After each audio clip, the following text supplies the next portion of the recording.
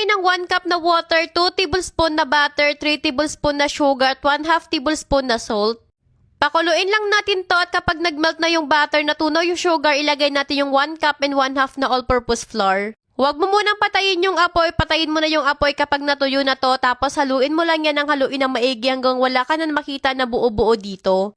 Kailangan kasi maluto natin ng maigi itong flour pagkatapos papalamigin mo muna yan. Ayan o, i-make sure lang natin na hindi na siya ganun kainit kasi baka maging scramble to. Kasi maglalagay tayo dito ng 2 piraso na itlog tapos haluin mo lang to ng haluin ng maigi. Ito lang yung pinakamahirap na part dito yung sa paghahalo nito kasi medyo masakit talaga siya sa braso kasi may katagalan. Pero napakadalan talagang gawin ito at kaunting ingredients na yung gagamitin mo kasi ayan, nakabuo ka na kaagad ng dough. Gagamit rin tayo dito ng piping bag. Inisprehan ko lang ng mantika yung piping bag para hindi dumikit itong dough dito sa piping bag para mas mabilis na rin i-press. Pero dati noong wala pa akong piping bag, gumagamit lang ako dito ng water bottle. Nilalagyan ko lang ng design. For sure yung ilan sa inyo napanood na yung recipe ko nitong churros kasi ilang beses na rin talaga akong gumagawa nito dahil napakasarap talaga.